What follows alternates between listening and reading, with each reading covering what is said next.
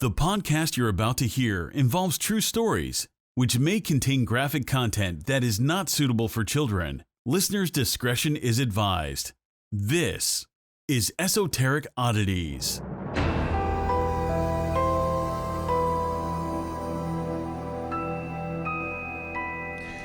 Hey guys, what's up? What's up? This is Esoteric Oddities. I'm Jonathan. I'm Sarah. And we are your hostess with the mostest. Okay. Do you remember Hostess? The Hostess commercials? They're like, that's the stuff. Yeah. Hostess. Whatever happened to them?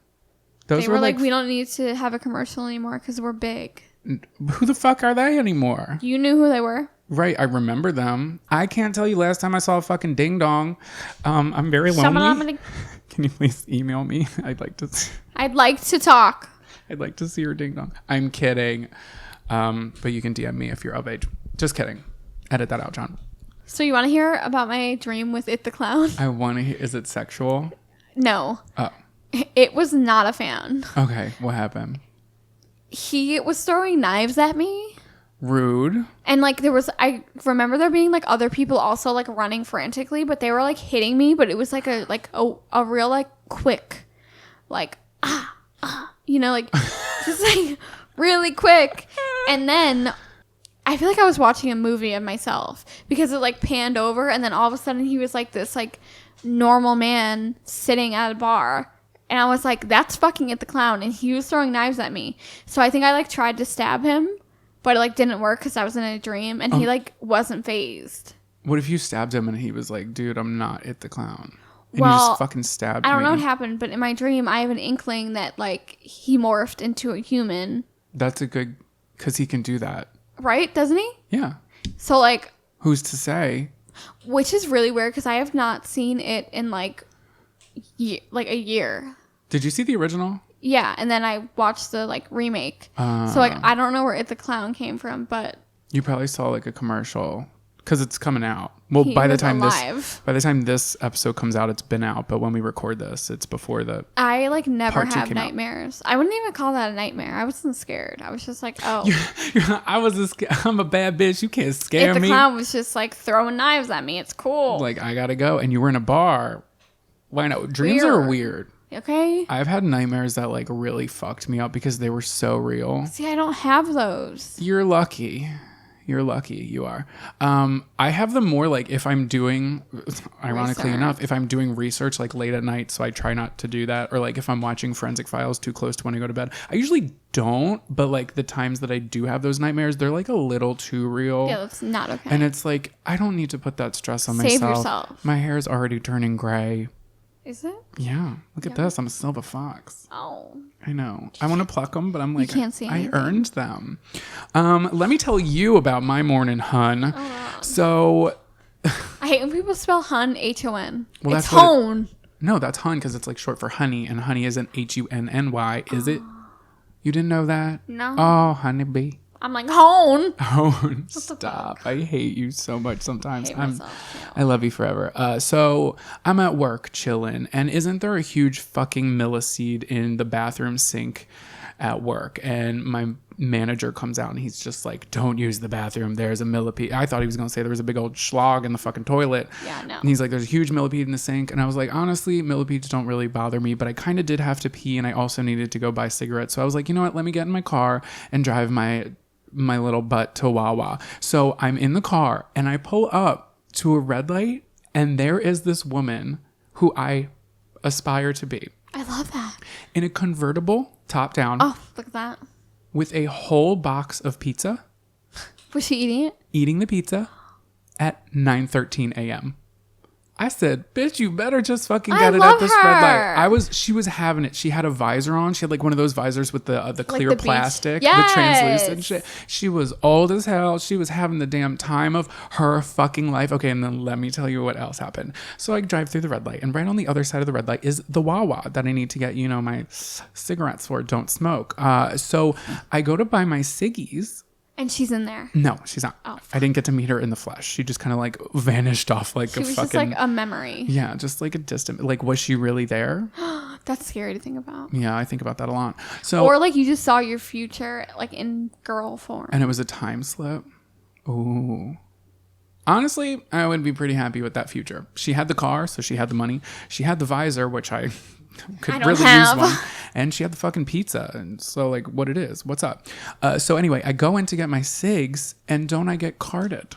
I got carded. That's weird. It's weird, but also, like, my diet of gluten-free fruit snacks and tuna tetrazzini has really been doing wonders for my skin. I love that. Yes, he's like, Tetrazzini? What the fuck? tuna tetrazzini. I'll make Hey, you some Panini, sometime. don't you be a mean. He asked me for my, and I misheard him, so I didn't hear him the first time, so I didn't get my card out. He's like, I need your ID, and I was like, oh, bless your heart. Listen, if you think this face skin is tight, you should see my bussy. That's all I'm gonna say. That's all I'm gonna say. So today's topic we're not telling you, but we should probably jump into it. You almost let the cat out of the bag. I almost did. Literally, we just had a conversation where we were like, oh, let's not tell them. Let's keep it a secret. So we're going to be that annoying podcast. And we're just like, we're not going to tell you what the topic is. And you have 2 stories, yeah? It all depends. So it all depends how long my first one is. I don't know. If it's not long enough, I'm going to tell a second. But I would love to save the second for like another episode. Okay. But Well, see. you're going first regardless. So if we might sandwich it, we might not. But take it away. Well, so let's just do mine and then yours, and then let's see where we are. And then if it's not long enough, I'll do mine. I'll do the second one. Sounds like a plan, Stan. All right. So let's get into it. So as always, you know, we have a bunch of sources, and you can find them in the show notes. Yes. This is coming from a blog page. Her Love a name blog is page. Panica Among Us. Tana Mojo? Wait. Do you fucking hear that? I'm like, it makes... I don't like it. I don't 'Cause like I don't it know either. what It's it like a is. looming like ambiance of like, did he kill his wife and he's cleaning it up? Like for hours? Hopefully you can't hear it, but if you hear something in the background, I'm not sure if my neighbor is constantly vacuuming, but he does it for hours. And I'm not just saying And it sounds like something is running. Like if you were inside and then someone was like mowing their lawn outside. Yeah, like it sounds exactly right. like that. Or A if you motor like or live in a something. like apartment where you share walls and like someone's here. Yeah. vacuuming, and like that's what you hear. Like you hear it like move. Yeah, it straight up just sounds like someone vacuuming next door, which we're not sure what the fuck they're doing. But And it's making me unwell. I'm not crazy. I'm just a little unwell. Okay. On September 29th, 1978, 15-year-old Mary Vincent, she was hitchhiking across California to her grandfather's house in Corona. Did we cover this before? No, but I know of it. Okay. No, I do know. She was an average teenager with, average teenage problems. She had a promising dance career and did okay in school. Yeah, no, I know this. When she decided to go. She wanted to run away from home because her parents were on the verge of a divorce and she needed a break. Mary was fed up. Mary was described as dangerously naive and was just looking for ways to rebel. She was cutting class, wearing makeup. God forbid. How scandalous, right? What the fuck? And had run away from home in the past. One summer, she lived with her boyfriend in a car, but that arrangement ended when he was arrested for allegedly raping a young girl. Oh, not the kind of winner you should surround yourself Right. with. I'm not really sure what happened, but Mary got the fuck out of there. Yeah, she's like, gotta go, bitch. Well, he also got arrested, so like he could have went to jail for that and what were you shit. really gonna do? True. When she wasn't at home or living in cars or hitchhiking, she would often crash at her uncle's house in California. He was the last one to see her before what happened. And I oop. As Mary stood with other hitchhikers on the side of the road, a blue van pulled up. It's just wild to think about a bunch of hitchhikers standing on the road in the 70s. Like, it's Right? pretty... When I saw a hitchhiker, I saw multiple hitchhikers in Iceland. It, like, blew my mind. Really? Yeah. I would never let a stranger in my car. No, yeah, I no, like that's it really like scary. weird when men approach me. I'm like, what's happening? Yeah. It's weird, but also, like, that country, the crime rate is super low. That's true. So, but still, that's like, for me, that would be like The where one- someone would yeah. go to kill people. Right. It's like crime hasn't happened in so long. Like, it's about time that Right. something's And gonna I might as happen. well change the status quo. Like, people are weird like that. Yeah, and also like that's how I feel about elevators sometimes too. It's like this elevator hasn't crashed, and I'm like, okay, well, it's going to, and it's probably going to be right now. And it's going to be me. So a man offered Mary a ride, but he only offered it to her. Mind you, there's other hitchhikers around, but he basically only had eyes for her. He was like, hey, I want you in my car. Right. All right. Off to a weird start. But people were literally telling Mary not to go with him. They were like, you're alone. Like, he only wants you to go. Like, that's super weird. Maybe it's a bad idea. This might be a silly question, but like, if you're hitchhiking, do they normally pick up more than one stranger? Like, what if you're going in the opposite direction? I guess you would have to be going in that direction. Or maybe they're just saying, girl, you shouldn't be hitchhiking alone. No, they're saying that she shouldn't go in the car alone with him. They probably just got weird vibes. They were probably like, no, Right. This one's fucked up. But she got in the car anyway. I feel like at this point, she was just like over her life, and she was just like, what the fuck ever. You know, she was over it. Was she like just a runaway? Well, she was 15, and she was like, she hated her parents, and she wanted to Like, rebel. I'm going to get out of here. Exactly. Okay. So at this point, she's like ignoring all these bad feelings that she's probably having and being like, Yeah. I don't care. Well, it's also the fucking 70s, and, you know, people kind of did that shit, and you don't have too much to worry about. Right. Well, the man who picked Mary up was Lawrence Singleton. He was an average, unsuspecting grandfather type man. He had a beer belly and a kind face. Like me. Right. Hey. He was headed to Reno, but offered her a ride to Los Angeles, even though it was a detour from his original route. I want to just give a background story to who Lawrence was. Okay. Obviously, he was born Lawrence Singleton. He was born on July 28th, 1927 in Tampa, Florida. What? Just, you were like, well, obviously he was born on July 1921. Right, like everyone should know. Lawrence had an unsteady, dysfunctional family. He married twice, divorced twice, and had a daughter. His relationship with his daughter was rough, and they were constantly butting heads. Basically, his daughter was quoted saying that he's just an asshole, and everyone attended, and everyone agreed. So, yeah. Right. So back to Mary. That's just a little background of who Lawrence is. Quote, he's an asshole. So as Mary lit a cigarette, she sneezed, and Singleton reached for her to pull her closer so he could see if she was sick. She pulled away and sat against the door, out of reach. As they continued to drive, Singleton stopped by his house in San Francisco to pick up some laundry. It's like, I'm going to go back in my room now. Like, sir, you're supposed to be taking me to LA. Why are you stopping to get laundry at your house?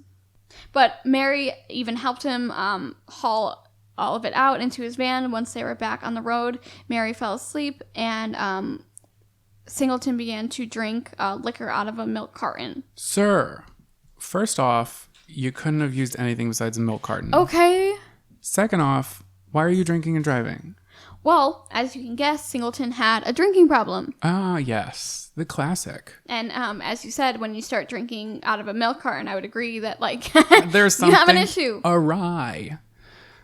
So people have said that when Lawrence is sober, I'm going to go between calling him Lawrence and Singleton. I'll figure it out. Yeah. So when he was sober, he was kind, but he would quickly turn into Mr. Hyde once he started drinking. Later, when Mary woke up from her nap, she caught a glimpse of a sign that said that they were heading in the opposite direction. They were heading east. She confronted him about the direction, and he claimed that it was an honest mistake. He agreed to turn around. He's like, oh, we've been going east for this whole time. Oh, east? Oh. I thought you said west. Literally. So it was now after sunset, and Singleton pulled his van over to the side of the road so he could take a break to relieve himself. He couldn't hold it like a big boy until the next gas station. He had to pee. Honestly, we've all been there. And also, you don't have room to talk. You pooped on the side of the road. You're not supposed to tell anyone that. We've already talked about it like thrice on this podcast. Really? Yeah. I feel like shitting is a different story. You're right. You It's much can't more stop dignified. that. I can hold in my pee. I don't know. Anyway, Mary got out as well to pee and get some fresh air, but when she bent down to tie her shoe, she was struck over the head with a hammer. Oh my Lord. Singleton yelled at her, "Don't scream or I'll kill you." He dragged her body to the back of his van and shoved her body inside. Okay, guys, this is going to get really, really graphic. So maybe So, please brace yourselves. And if you have, a queasy stomach or, put the sandwich down. yeah, or even, your own personal trauma. Maybe fast forward to my story. Yeah. Okay. So, he tied her hands behind her back and proceeded to brutally rape her and sodomize her. After the initial assault, Singleton moved the van down into the canyon, and he cut the ties that would have been binding her hands together and forced her to drink the liquor that he had in the milk carton. He agreed to set her free if she continued to cooperate. After enduring multiple assaults and continued swig of booze, Mary passed out, but she wasn't out for long. Once awake, Singleton instructed her to lie on the ground. He then cut off both of her arms with a hatchet while she was conscious and completely aware of everything that was happening to her. Then he pushed her body down into the canyon. He assumed that she was dead, as anyone would. Right. But Mary's will to live was greater than her will to die. She knew that if she didn't survive to tell her story, that more young girls and women would be hurt or killed by a man like this fucking Singleton. Right. Simpleton. Before beginning to crawl back up the side of the canyon, she rolled her severed arms into the dirt to coat the wounds and basically stop the bleeding. How do you do that? Right? How do you think of Also, that? that's dirty. It's dirty, but I mean, I wouldn't think it's going to make him get infected, but I guess what's the point? Her arms are already cut off. Yeah, so I guess you're just doing what you can fucking do, but Right. she's 15. I could not She's 15. think of that. How do you even think? Right. So she made her way back up the hill, letting the sounds of the traffic guide her back to the freeway. Once back on the road, she walked with what remained of her arms up in the air, so her muscles and blood wouldn't fall out. Smart. As she walked along the road, a red convertible with 2 men inside slowed. Once they got a good look at her, they sped off, either not hearing or ignoring her screams for help. I literally can't imagine that. I can't either. I can't even imagine seeing that. Yeah. 2 women came by the next morning. Some reports The next morning? Yeah. Some reports say it was a couple on their honeymoon. It was pure luck that they found Mary because they were lost. All Mary could tell them was, "He raped me." They wrapped her in towels and placed her in their car, where they drove to the nearby airport to call an ambulance. So after receiving urgent medical attention, they literally had to take pieces of her legs so they could save the remainder of her arms, leaving her unable to ever dance again. Oh, Yeah. fuck. She gave a thorough description of Lawrence Singleton, and they sketched him, and Singleton's neighbor recognized him and immediately called the police. Imagine being that neighbor and hearing something like this happening and be like, yo, he was just over for dessert this Thanksgiving. Right. Yikes. And then finding out that he's I don't know. I can't with this picture. Yeah, I don't like it. After his arrest, Singleton really upped his scumbag charm. He told police that Mary was a prostitute and that he hadn't done anything to her, and that someone else had been in the car with him and they did it. And then she had threatened him by saying if he didn't give her a ride, that she would call the cops and say he raped her. And on top of it all, he called her a $10 a night whore. After he just basically left her for dead. Yep. Amazing. So before facing him in the trial, Mary was fitted with prosthetics but had a great difficulty adapting to her new disability. Also, I can literally only imagine that. You're 15, you just went through this traumatic experience, and now you have to go get fitted for, fake arms, and you can't ever dance again. And then you have to face him in court. So the trial was a failure. Singleton was sentenced to the maximum, which was literally only 14 years. 14. That's it. Okay.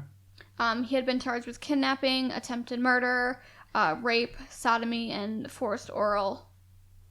Before being sentenced, he tried to convince anyone that it was the other hitchhikers who had committed the crime against Mary. Of course, no one believed him, and he was ordered to pay $2.56 million to Mary in a civil judgment. Obviously, an unemployed man can't afford that, so he ended up only paying $200 from his savings. Oh, go fuck yourself. Okay, honestly, that's barely a slap on the wrist from literally the fucking act he put her through. Literally. At 14 years, why didn't he get life? I'm saying, why didn't he get the death penalty? Straight up was ready to let her die after doing all that shit to her. He pushed her off the canyon. He cut off her fucking arms. The judge who sentenced him said, if I had the power, I would send him to prison for the rest of his natural life. Who said that? The judge? Yeah. Well, You're going to love this one. I don't know. I don't think I'm going to. Despite being the biggest asshole, douchebag, scum, he was considered a model prisoner, and while serving his sentence, he ended up only serving 8 years and 4 months. He was paroled for good behavior and continued to proclaim his innocence. Before being released, he was given a psychological evaluation in which doctors said because he is so out of touch with his own hostile anger, he remains an elevated threat to other safety inside and outside the prison. I would say so. So how did he get out so easily then? I'm saying. While Singleton was being a fucking model prisoner, Mary was busy attempting to live life. Without her fucking She battled depression, struggled with anorexia. She literally dropped down to 98 pounds. She was crying constantly. She was diagnosed with PTSD, obviously, which caused night terrors for her, made of other aspects of her life unstable and unbearable.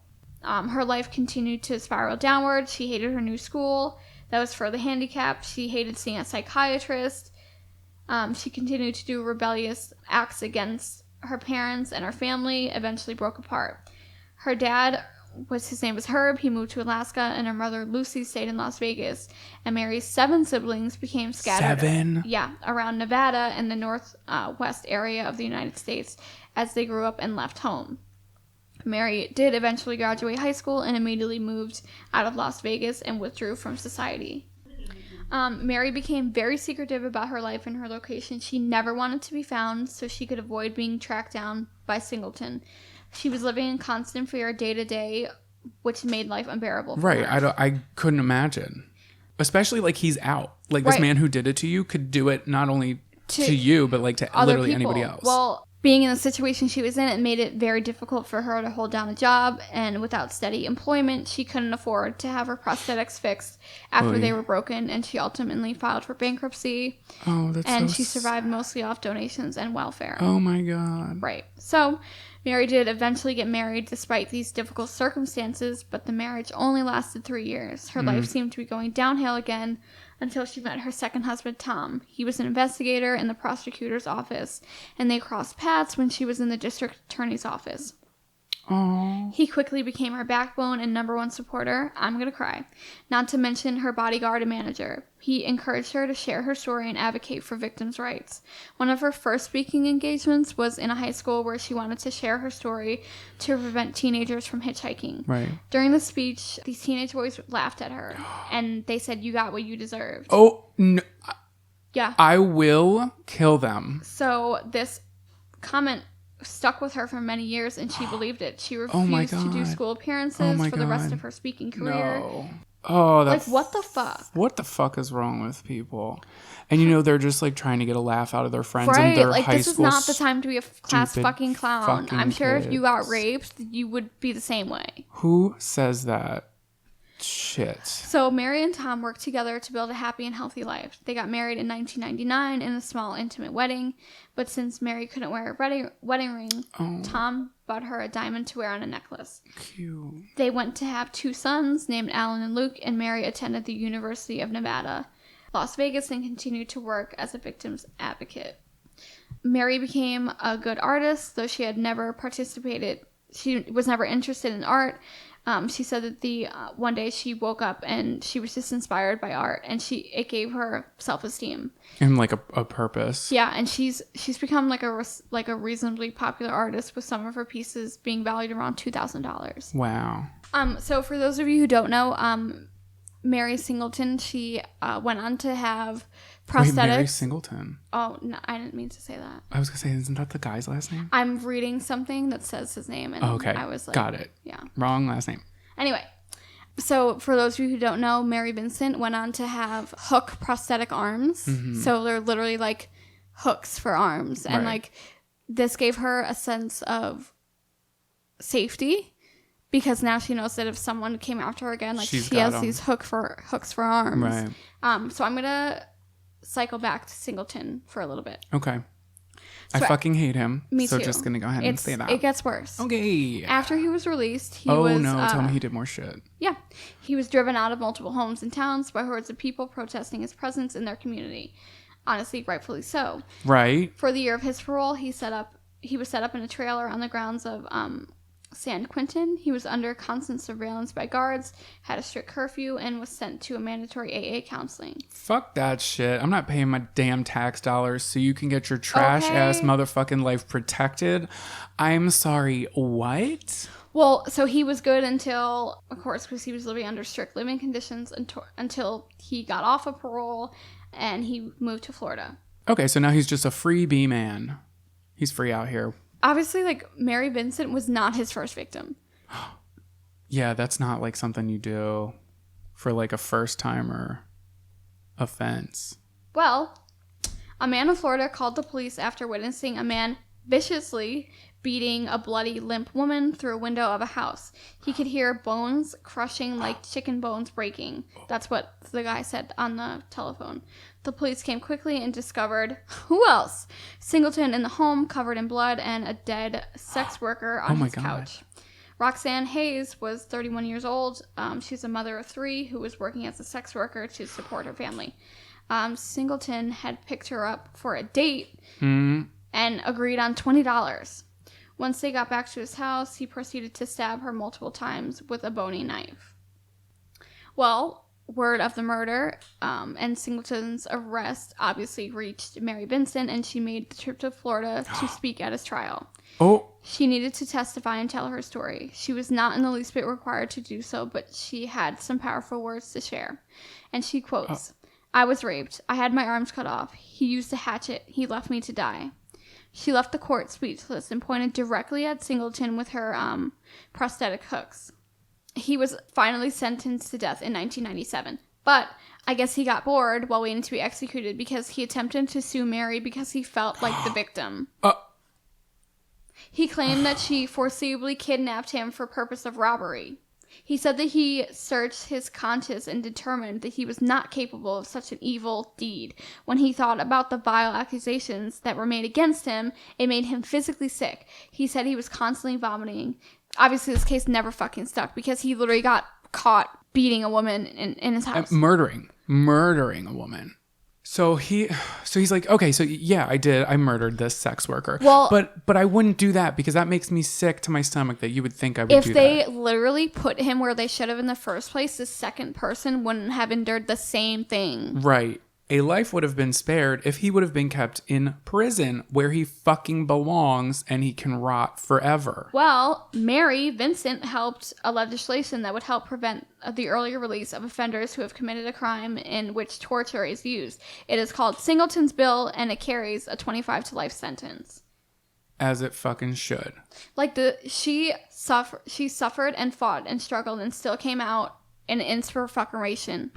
She literally... An inspiration. No, for real, I'm sorry, but like... Truly. Like, she lived a really hard life after the terrible things that happened to her. And instead of, like, surrendering, like, she faced her fear. And she was like, I'm not going to let this happen. Yeah. Twice. I'm almost, like, speechless because there's a lot of shit here to talk about. But the amount of, like, bravery, and I hate to sound like a stereotypical, like, she's so brave, but holy shit, she's so brave. Like, I know. To endure the shit that she did at 15 and then still come out like that. Also, like, I can't believe that comment that was made. By whom? That teenager. Yeah. I can only hope that he, like, knows that he took part in something that was really fucked up. Because he's probably an adult now.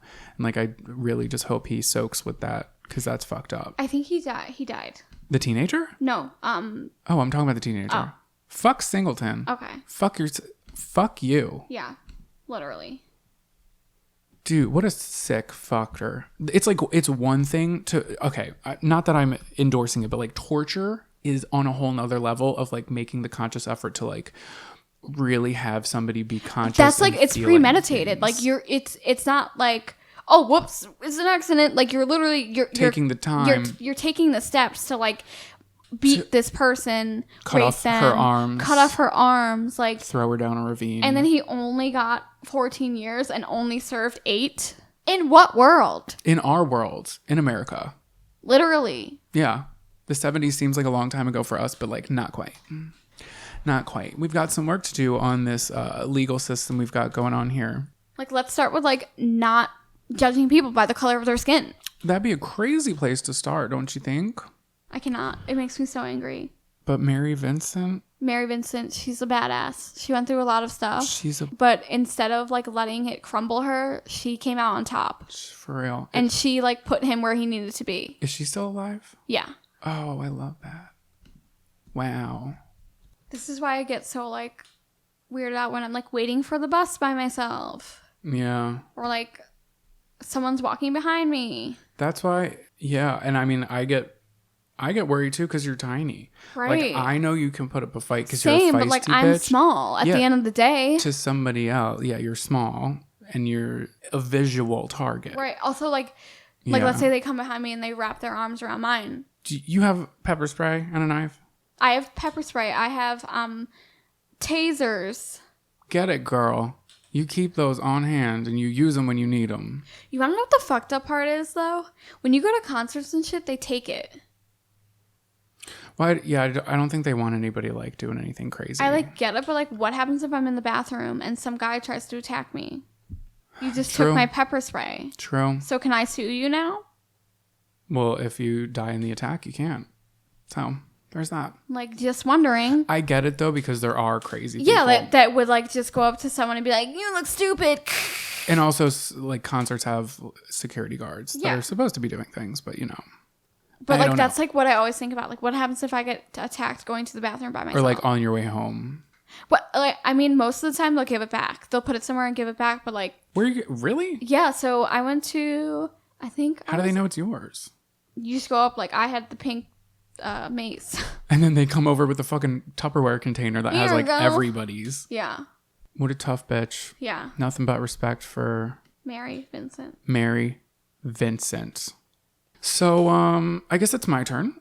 And I got a lot of my information from Murderpedia, also ABC's 2020, and Forensic Files. As always, the sources, like Sarah said, will be listed in the show notes. And this is the story of Ashley Wallace. So in 1985, Stacy was just 17 years old when she was introduced to Michael Wallace. She was deeply in love with him, expressing that he, quote, was larger than life. Her friends saw it, like it was obvious. I feel like when people say that, it's like an obvious sign that he's an abuser. Maybe, maybe not. That's true. People can just be like really larger great, but I've seen that like when people like over romanticize someone, they're like usually super toxic. Right. You're also like, you know what kind of shit we talk about on this podcast, so you're already processing processing Also, I dealt with it, so like right. But you're already processing it because you know this isn't going to be like an A1. He is larger than life. So friends also were like, it's clear why she loved him so much. He was the life of the party. He enjoyed going out and like partying with people. It's always the charismatic ones. So in the late 1980s, Stacy became pregnant, and in 1988, they had their first child, Ashley. 2 years later, Stacy and Mike married on April 7th, 1990, and the following year, the couple had a second daughter named Bree. So Stacy worked with an ambulance dispatch company while Mike worked nights as a mechanic. But despite the two incomes, the family had little money, and Mike began abusing drugs and alcohol. With what money? Right. As Ashley and her little sister got older, Mike became close with the youngest one, Bree, kind of showing favoritism.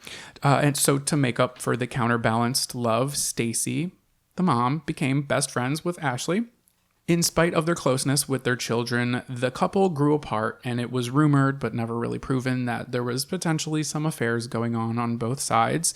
But Michael's drug and alcohol abuse got worse, and in late 1999, he got sick. He seemed to be drunk all the time. No one's to say that he wasn't drinking all the time. Right. He told Stacy that he didn't feel good, and he just felt sick a lot, and he was lightheaded. I wonder why. And nauseous constantly. And yeah, essentially, Stacy was like, yeah, well, if you would put the fucking bottle down, you wouldn't feel so sick all the time. Sounds like a hangover to me. So Michael went to the doctor, and the doctor told him that he had an inner ear disorder. Not an inner ear infection, like an inner ear disorder. So I'm not quite sure. I think people who have vertigo have something along those Oh, lines. okay. But I'm not a doctor. I don't know. I'm barely a human, baby. So on January 11th, 2000, he was laying at home on the couch alone with his daughter, Ashley. She was sitting on a couch across from him, and after sitting for a while, Ashley left him and walked to pick up her little sister, Bree, from school. When the sisters arrived home, their mother and grandmother were at the house, very upset. So Stacy told Ashley to take her sister and go stay at the neighbor's house down the street, and they soon found out that their father, Michael, had died on the couch. It was declared that 38-year-old Michael Wallace had died of a heart attack. Wow, 38. That's like really young. I know, for a heart attack. So a few years passed, and Ashley's mom began dating a man named David Castor. So David was recently divorced. He had one son named David Jr., but Bree and Ashley didn't really like him, and it was pretty much reciprocated when David told the girls that he already had a son and he didn't need any more offspring in his life. Fuck? Yeah, so David worked hard. Like, you're not my dad. You're not my dad. Honestly. It's that Vine. I love Yeah. Vine. So David worked hard, but he ended up pouring a lot of his money into collecting cars and snowmobiles, four-wheelers, and boats. He was like an outdoorsy guy. That was just kind of like what he liked to do. Yeah. So a lot of the money, rather than saving it or spending it on the stepchildren, he kind of like funneled it into that. But That's so fucked up because first their dad doesn't really have a lot of money and he's doing a lot of drugs. and now their stepdad has drinking, money and is like, right. spending it on himself. Right. I'm not in that position, so I can't judge anybody for anything. And then on August 16th, 2003, the couple marries and Ashley's mom takes the name Stacy Castor. So in the summer of 2005, David's father passed away. So their new stepdad, his father passed away. And this led to him drinking, and he started to fall into somewhat of a depression. And Ashley watched again as her now new father figure fell down a similar dark path.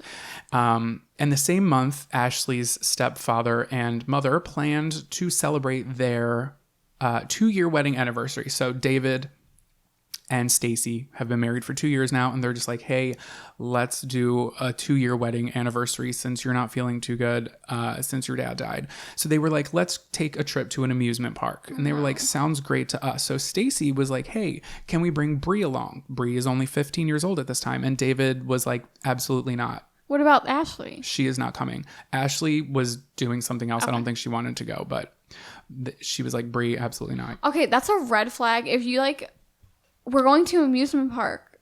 Why aren't we bringing the kids? Right. Well, also, I'm not quite sure. A couple of the places I was reading, it didn't seem like a stereotypical amusement park. Because where we went, I mean, I don't want to say it on here because I don't want people to find out where it is. But like where we went for Na's birthday was technically an amusement park. Not that that makes it any more of an adult themed place. But do you know what I mean? Like it might not conventionally be what you would think, like Six Flags or something. It could have been Six Flags. I don't fucking know. I'm just saying what I'm saying. You get what I'm saying? Thank you for coming. So this led to a whole fight. So now Stacy and David are fucking fighting. Stacy's like, why can't my daughter just come with us? And he's like, well, it's our wedding, like blah, blah, blah. So at the same time, life was rough for Ashley. I'm sure. She was nervous because she was about to start her first year of college, and she continued to clash with her stepfather. Not to mention, she was witnessing him aggressively fight with her mother nearly every day. I'm going to say it wasn't physical, but it was like verbally aggressive. So the following day on August 22nd, so pay attention now. Following day, August 22nd, 2005, Stacy went to work, but David didn't show up. So remember, Stacy and David worked together. And she called the home phone, but there was no answer. And at this time, Ashley was taking college courses, but she was living at home. Like she could drive. She wasn't staying like on campus or anything. I think it might have been a community college. So nobody answered. So it seems like Ashley wasn't there. And around 2 p.m., Stacy dialed 911 to send a welfare check on her husband. She tells the dispatcher that I'm just going to say at this point, Stacy does not work for an ambulance dispatcher anymore.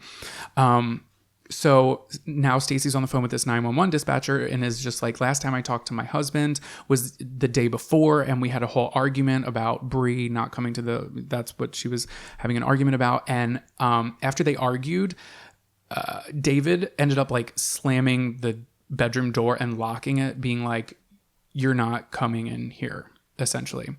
So she's telling the police that he locked her out of the bedroom and himself in the bedroom. And she was like, he was really drunk when it happened. And now she's worried because David has been depressed since his father passed away and he keeps a gun in the bedroom. So there was an officer who arrived at the Castors' home. David's car was there, but Ashley's car was gone. The officer knocked. Nobody answered, but a television could be heard from inside, so he knocked again louder this time, and when there was again no answer, the officer broke the door down to find David Castor face down, naked on the bed next to a puddle of vomit.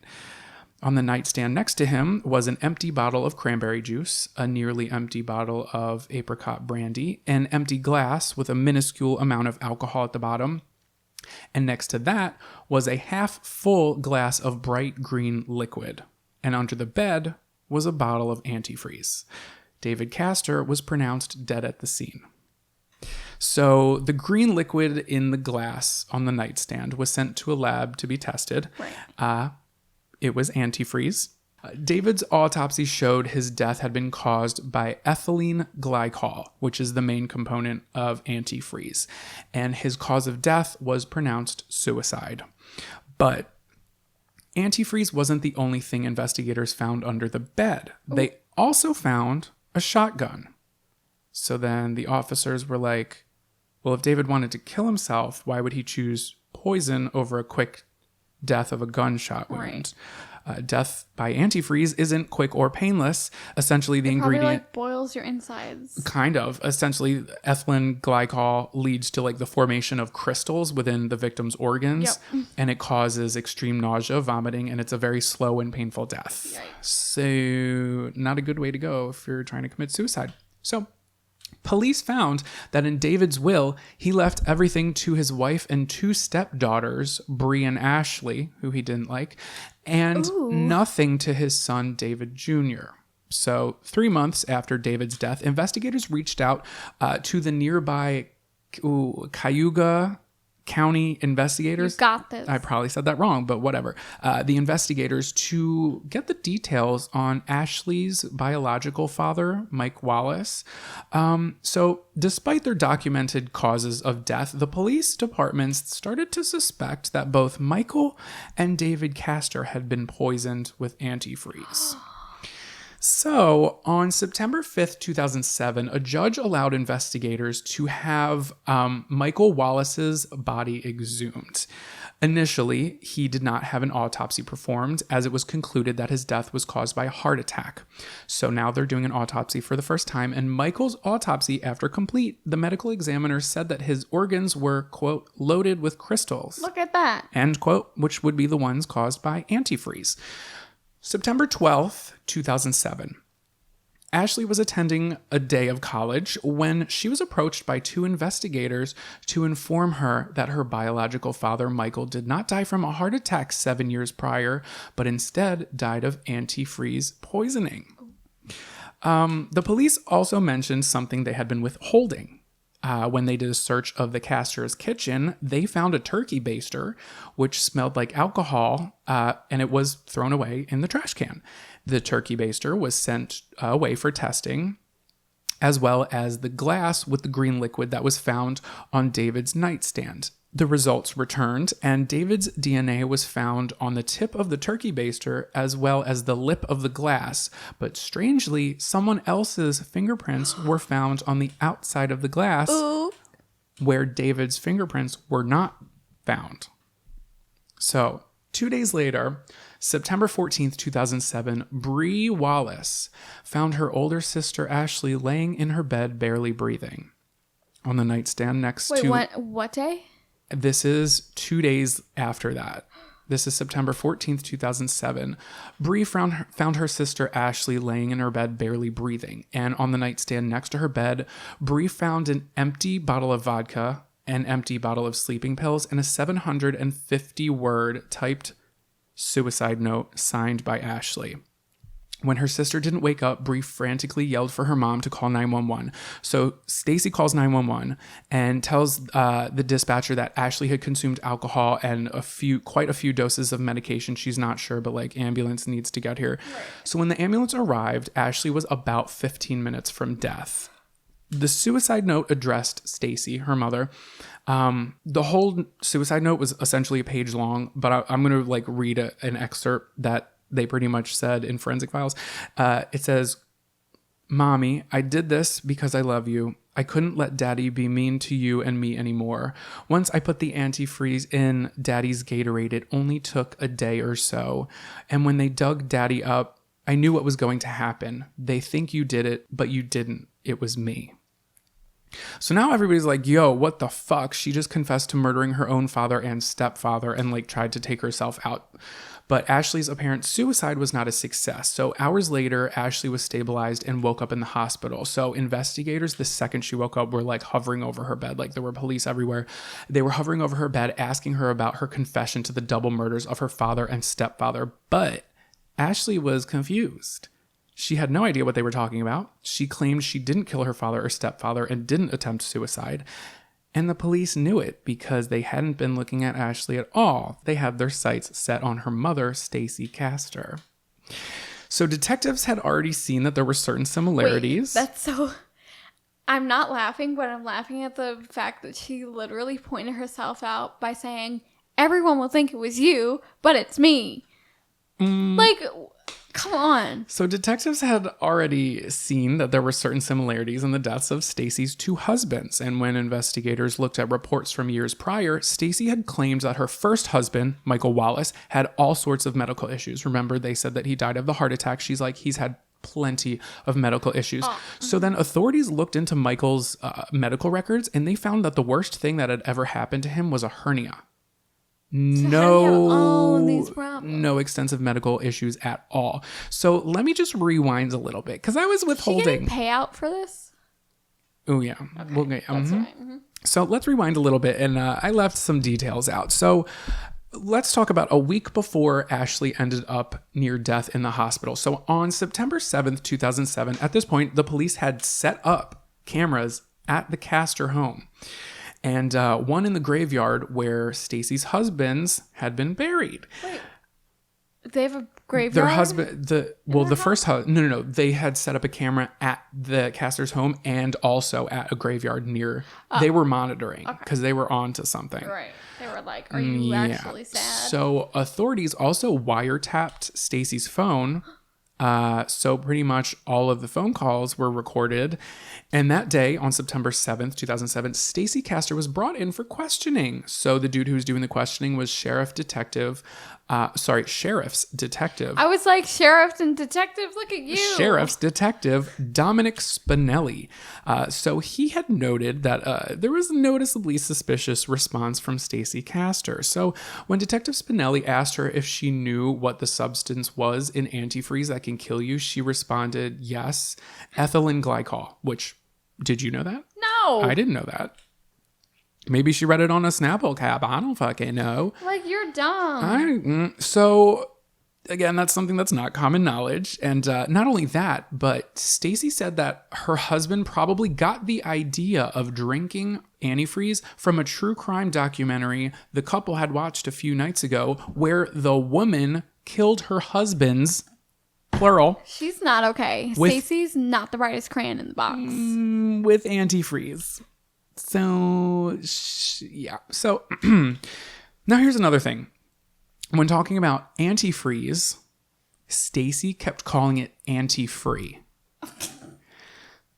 Which... Also, she was, like, ready to kill her daughter, so no one knows her. A reckless bitch. Okay, so remember that she called it anti-free, though. It sounds insignificant, but it's I am free, bitch. You funny. You should have your own stand-up. Oh. Okay, now sit down. I'm just kidding. Love you. So again, anti-free. Keep that tucked in your asshole. Detective Spinelli asked Stacy, "Do you remember which glass it was that you poured the cranberry juice in?" So Stacy responded, "What?" They're going to get her. They just asked her a trick question. So she's about to get got. Stacy responded, well, when I poured the antifree, I mean the cranberry juice, straight up stuttered 3 times like a fucking cartoon. Detective Spinelli noted that she made that slip up, and then Stacy was like, you're accusing me. You're framing me of murder. I want this interview stopped now. And she fucking did because she didn't have a lawyer present. So then this is when the lab results started coming in. And like I said before, David's DNA had been found on the lip of the glass that had the antifreeze in it. It was on his nightstand, but his fingerprints were not on the outside of the glass. The fingerprints on the outside of the glass belonged to Stacy. So at surface level, here I am, going to be devil's advocate. It could have been like she could have touched the glass, could have moved the glass. Her fingerprints were on it. It was a cup that was in her house, you know? Yeah, but how did she move the glass when she said she hasn't heard from her husband in X amount of hours and she was calling the dispatcher? That glass could have been there for a while. That's true. So I really thought I was onto something. Right. Okay. But something you could argue was that if David had been drinking, had locked himself in the room and had been drinking himself, his fingerprints would have at least been on the outside of it, right? So this led investigators to piece together what actually happened when he died. Are you ready for this? When David was watching evening television, Stacy had been pouring antifreeze into his soda. When David began feeling the effects of the poison kick in, he went to lay in the bedroom where he stripped himself of his clothes and began violently vomiting.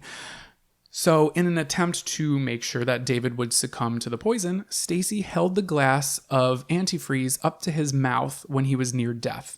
This would be why David's DNA was found on the lip of the glass, but only Stacy's fingerprints were on the outside. She was basically like pouring it into his throat while he's laying there. If she was smart, she would have put his hand over the glass. I think it's clear that she was not smart. Right. Mm-hmm. Anti-free. Anti-free bitch. Because he was unable to move, the glass started spilling everywhere, right? So Stacy's like, fuck this shit, puts it on the counter, goes to the kitchen and grabs a turkey baster.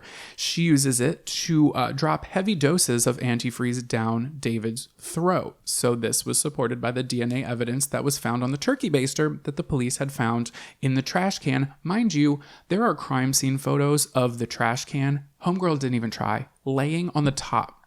She was just like, yeah, my work here is done. Laying on the... Exactly. I wish she had one. Oh, you do. I wish she had one of those like step ones. I would have been like, my work here is done. Literally, that's literally what she did. She threw it on the top of the fucking trash can. Didn't try to put a damn thing on top of it. She's like not bright. This was when, so once they found all of this stuff, this story started piecing together. This was when the investigators approached Ashley when she was at college to tell her that her biological father, Michael Wallace, did not die from a heart attack, but instead died from antifreeze poisoning. Antifreeze. Oh my God, there I go. I slipped up. I did it. I killed him. I killed David Castor. I didn't do that. Please don't come for me. Yeah, you gotta watch what you say. I know. I really do. So what I didn't tell you was that when the investigators left, Ashley was real confused. So she called her mom, and unbeknownst to both of the women, the police wiretaps recorded Stacy asking her daughter questions about the conversation she had with the detectives. Now remember, at this time, Ashley didn't know that her mother had been poisoning anybody. She knew nothing. So Stacy then said, why don't you come on home and we'll have a drink together because they've, quote, had a hard day, end quote. This is the mom, right? So once home, Stacy made a mixed drink for her daughter, Ashley, and Ashley drank it. Ashley felt extremely drunk after one drink and went to her bed. So the next morning, September 13th, Ashley woke up feeling the worst hangover she's ever felt in her entire life, but she went to class anyway. Returned home before noon, and Stacy was like, hey, I'm not a normal mom. I'm a cool mom. Why don't we get drunk to celebrate your 21st birthday early? Ashley thought it was weird that they were going to be heavily drinking before noon, but again, she was a college student, so she didn't say no. So Stacy poured her daughter another cocktail. Ashley took a sip, and apparently it did not taste good at all. So when Ashley refused to drink it, Stacy gave her a straw, told her to put it to the back of her throat and just drink it. So once again, after just one single drink, Ashley felt beyond drunk, and went to go lay down in her bed. So this was like a little bit after noon when she drank this, went to her bed, and it wasn't until the following morning Yikes. when Bree found Ashley 15 minutes through it. away from death with the suicide note on the nightstand. So the note, along with the empty bottle of vodka and the empty sleeping pills, had been placed there by her own mother, staging her suicide. The suicide note was also suspicious. 1, it was typed. So the investigators sent the family computer away. Do you remember family computers? Yes. You had to like share it with everybody, and if you wanted to get on the internet, you had to like wait. you had to get off the phone, or if you wanted to get on the phone, you had to get off the internet. Oh God, kids these days, they don't know how easy they have it. So a computer evidence specialist found that the suicide note was written with Microsoft Word, which I didn't know this, but good to know. It actually auto saves within the computer's hard drive. So even if you don't save it and you X out of it, it's actually being saved like clockwork to the internal hard drive. So Microsoft Word had never been used on Ashley Wallace's account, but had been used on Stacey Castor's account. There were actually 3 different drafts of the suicide note that had been auto-saved within the program, but had never been physically saved and were actually deleted by the user, whoever wrote it. So This woman is dumb. I don't even I feel like game over, bitch. Done. Bye. like you were done 5 times ago. So then these drafts had all been time stamped, which is important because Microsoft Word had not been used anytime after 2:27 in the afternoon, which was the exact time when Ashley was in school, and so was Bree. So nobody was at home or had Except access for to that. Stacey. Stacey's brain is really, really small. Yeah. She wanted the money. She wanted it all. Wow. Stacey, can't you see? Why the fuck are you using antifreeze? That was really good. Wow. Thank you. People are dead. We should not be laughing. So the only one who was home at that point, yes, you already got it. You hit the nail on the head. Stacey. So also within Ashley's alleged suicide note, there were numerous typos using the word anti-free. Free. The same way Stacey would fucking say it because she's a dumb cunt. So Bree later told detectives that when she told her mom, when she found Ashley initially, and she was like, "Oh my God, Mom, something's wrong with Ashley. Call 911." Stacey was like, let's wait. Maybe she'll wake up. Exactly. She seemed to be stalling. And once she did call 911, rather than saying like, "Oh my God, hurry up, get somebody here," she continuously said, "There's a suicide note. There's a suicide note." She took a bunch of pills, basically drilling it into whoever's head that it was done. Note. Also, the first few words are, "I know everyone thinks you did it, but I did." Right. Like, what the fuck? That's like how it ended. That was just like, let's sum it up, right? It's Jesus. It's like a poorly written fucking Hallmark movie. But things Lifetime. didn't. Right, Lifetime movie, that too. So things didn't go according to Stacey's plan because Ashley didn't die the same way Michael and David did. You already know, Ashley was stabilized, woke up, and that same day, Stacey Castor was arrested at the hospital and charged with the murder of her second husband, David Castor, and the attempted murder of her daughter, Ashley Wallace. That's crazy. She was literally ready to risk it all. She said, "I gotta get up my daughter." Okay. So here's another thing. This point when Ashley was in the hospital, investigators pretty much knew that it was Stacey. Oh, but they had to like play dumb. Yes, but also if Ashley died, it would be a lot harder to like prove the shit that they were trying to prove at that moment. Why? I don't know. They like explained it in forensic files. I think they always explain things weird. They use words that I don't know, and I'm like, okay. What is that? Anti-free? Who's she? Who's he? Who's that? On December 20th, 2007, Stacey Castor was indicted on 1 count of each of the second-degree murder. So it was basically like second-degree. Oh, sorry. She basically was being charged with second-degree murder of David and second-degree attempted murder of Ashley, and also a plot that was where she forged the will to get money. Honey. Yikes. So on September 25th, 2008, that's not right. I forgot about that will. Oh, yes, that is right. So this is when she showed. So almost a whole year later, the following September in 2008, Stacey Castor continued to claim her innocence. This whole time she's like, I didn't fucking do it, bitches. It was my daughter. You read her letter. They were like, but what about the evidence? And she's just like, I won't have it. I won't have it. It was the antifree.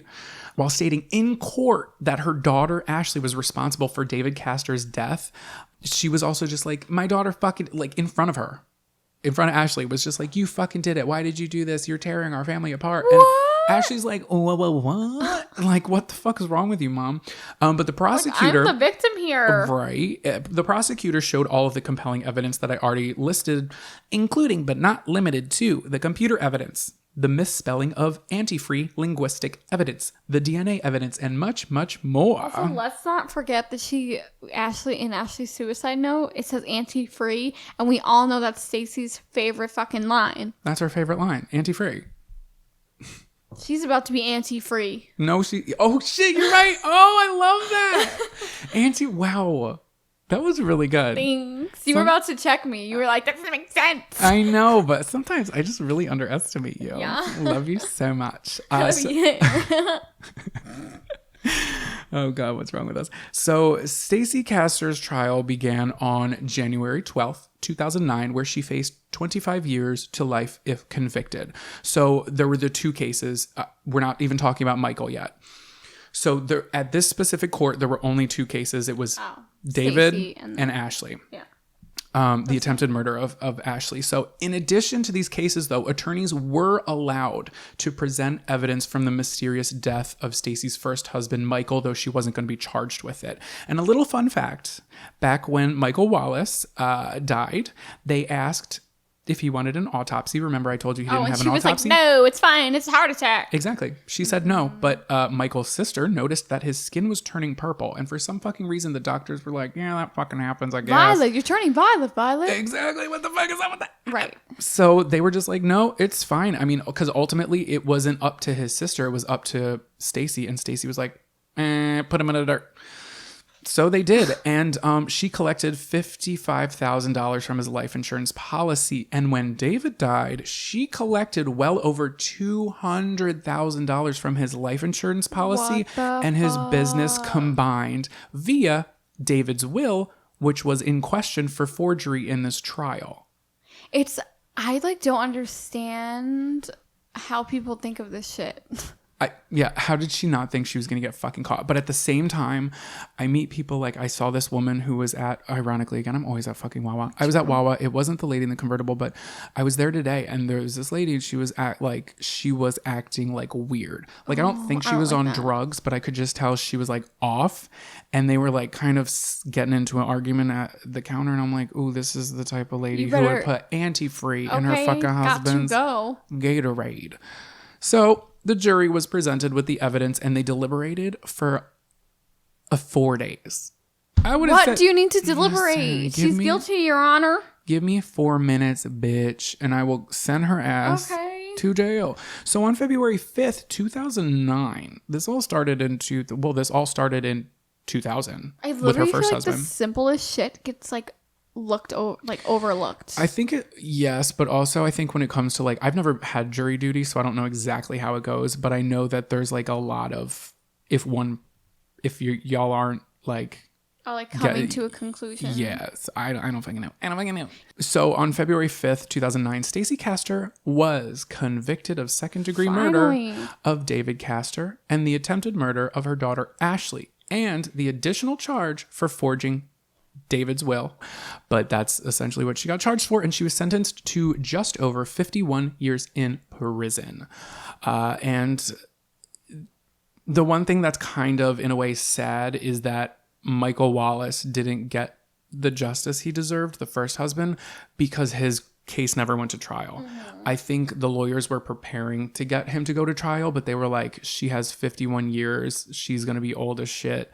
It's going to cost a lot of fucking money to have to go through this. We're going to have to put the family and the two daughters, Ashley, who almost fucking died, we're going to have to put her through all that again. So let's weigh out our pros and cons. This may not have been how it goes, but in my head, this is I went to law school, okay? Despite what I just said. She already has her sentence, so I feel like they were saying it's like for both, for all three. Yeah, but legally it wasn't. Yeah, I know. So, I mean, I guess like if the 51 years came up, they could bring, I don't fucking know. Listen, I don't know. But in a 2020 interview, Ashley Wallace said she has no intentions of ever speaking to her mother again. She said, quote, "I hate my mother for ruining so many people's lives. What gave her the right to play God with people? I never knew what hate was until now. Even though I do hate her, I still love her at the same time." And in the same fucking interview, Stacey Castor maintained her innocence, saying, quote, "I did not kill Michael Wallace. I did not kill David Castor, and I did not try to kill my daughter, period." That's all she had to say. Fuck yourself. Like, get out of here. Well, Stacey Castor died in prison of natural causes in 2016. She was 48 years old and never saw her daughters again. That is And crazy. that was the attempted murder survival story of Ashley Wallace and her fucked up mother, Stacey Castor. What do you think? Imagine being... Stacey's a fucking idiot. She's a fucking idiot. But also imagine being Ashley. Right, and you almost died, first of all. Your mom pins the shit on you. And then she's literally still telling you that you did it. Like... on another level of psychotic. Like, hello, I'm like hurting because you tried to kill right. me. Right. And like, even though my stepdad was a piece of shit, like he didn't deserve Right. for you to like decide that it was his time to go because you wanted money. Right. And also, I don't know how much of a piece of shit David actually was. And also, I don't know how much of an alcoholic or drug addict Michael Wallace was. Right, because it seemed like all a lie. Because in retrospect, he was like, "I feel sick." And she's like, "Well, put the bottle down." But he didn't die fast enough because she had been putting antifreeze, allegedly, since it didn't get investigated.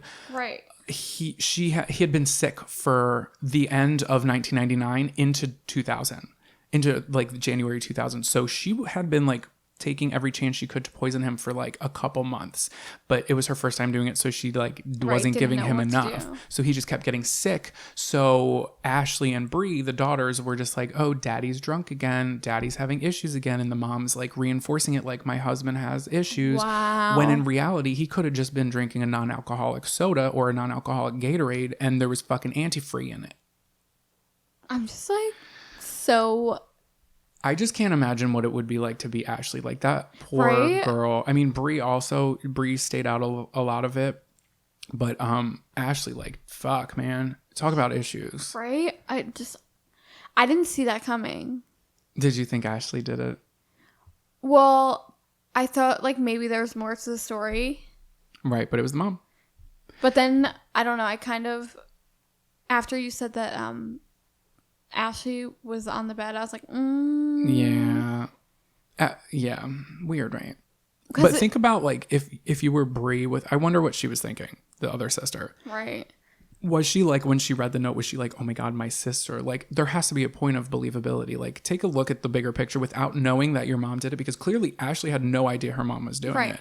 Well, also, you mentioned that the stepdad was like a little depressed because his father passed away, but there was no like signs that like Ashley was like having a hard time. Like, obviously her family was like a little dysfunctional, but she was like in college, like she showed signs of being ambitious. Yeah, I think she may have gone through some stuff. I think it was probably, I can't remember. I watched an interview with her. I can't remember if it was either before this or after this. It might have been before, and I just didn't mention it, that she kind of felt depressed. But I mean, her fucking dad died when she was little. Also, another point was that if Ashley did this, as Stacey's saying, she would have been 12 years old when Michael Wallace was killed. Because she didn't go like drive to pick up Bree from school. She walked, and then they would walk home together. So she was 12. What is she doing? Putting antifree in what? Okay. Right. I don't think a 12-year-old has all that info. No, I don't fucking think so either.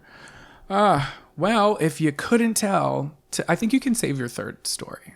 Yeah, we'll save that. Maybe we'll do a little bonus Jonas episode with that. Look at that. Speaking of, if you want bonus content, patreon.com/esoteric oddities. However, today's topic was survivors. Yes, it was like attempted murder survivors, and it was suggested to us by Anna. So Anna, thank you, Anna. This was really fun. Well, yes, fun, but like fun in a way that it's like, listen, We both just it's put our hands up like, educational. right. It's fucked up. And I feel like no, I get, you don't have to like explain yourself. I'm scared. No, I get it. You weren't like, woo, murder, like anti-free, you get one. No, I get what you're saying. Like, they get it. They listen to us still somehow by the grace of God. Honestly, I think it's really you that like holds this like podcast up. If y'all saying agree, it. let us know. No. We are a team on this. This isn't the Johnny Carson show. That already happened. Are you sure? And he's dead. Oh God. You know who Johnny Carson is, right? Okay. Taylor Swift. No. Oh, I thought you were like mocking her video. No. That just scared the shit out of me. The cat not is like trying that. to break out. You need a fucking I curtain. know. Do you have a tweet of the week? Yes, it's on my phone. Okay, so while you get your Twitter together, y'all send us your ghost stories.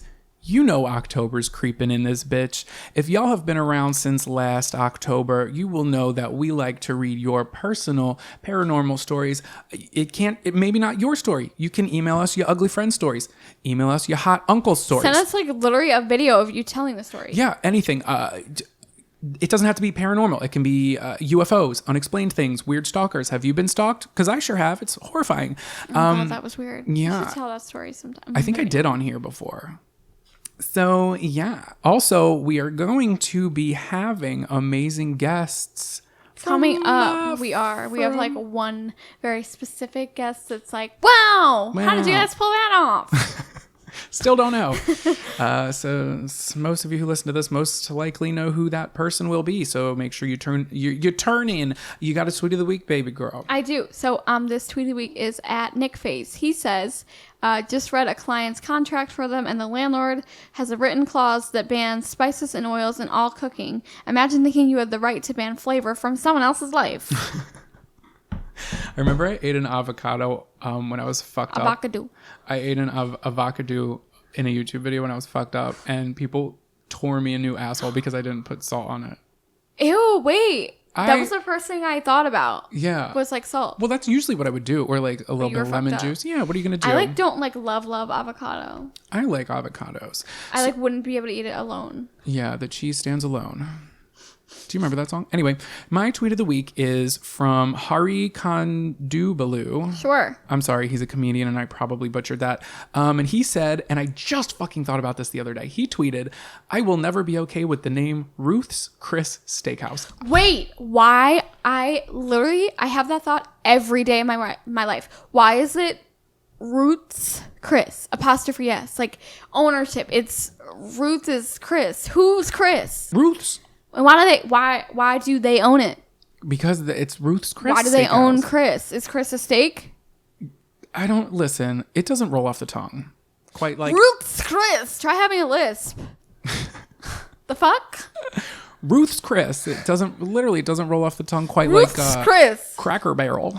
I'm not making fun of people with lisps. I have one too. Okay, my fun fact is that the first oranges weren't orange.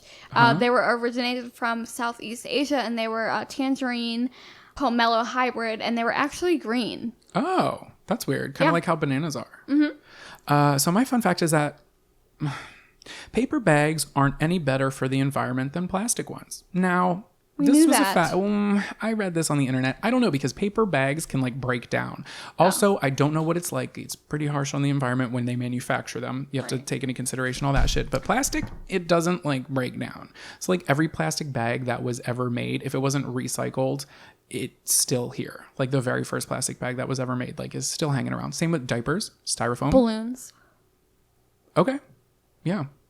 That was my fun fact. Don't know how true that is. I feel like maybe that's just the millennial in me. We're killing the earth. Yeah, we're all going to fucking die one day. And on that happy note, you guys, we are not going to be here next week.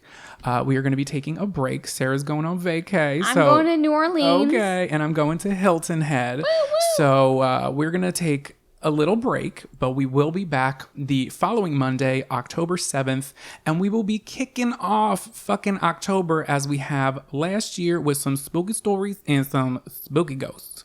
I mean, I meant to say guests. It came out ghosts. Spooky ghosts. Ghost guests. Yeah. I love that for both of us.